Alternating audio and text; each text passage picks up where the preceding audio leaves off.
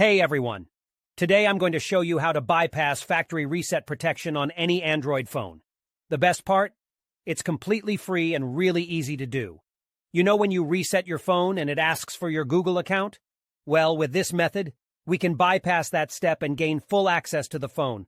I've successfully done this on over 100 Android phones. I'll guide you step by step through the process, so don't worry if you're not a tech expert. Just follow along and soon you'll be able to unlock any Android phone without any hassle.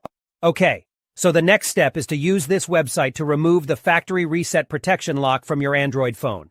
To do this, you'll need to provide 3 important details: your phone's exact model, its IMEI number, and a valid email address where you can receive notifications.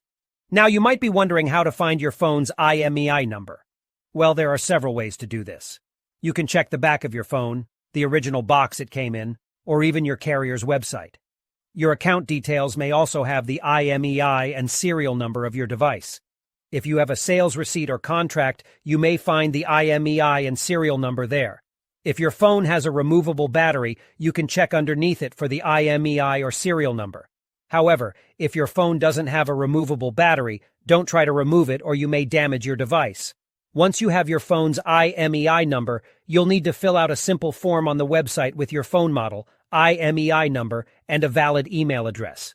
This is where you'll receive a notification when the factory reset protection has been removed. After you submit the form, your request will be processed, and you'll receive an email notification when the factory reset protection removal process is complete. I'll show you an example of what the email should look like by logging into my personal email account. Here's the email I received, saying that the factory reset protection was removed. Let's open it up together. The message confirms that the factory reset protection has been removed, so all you need to do now is restart your phone.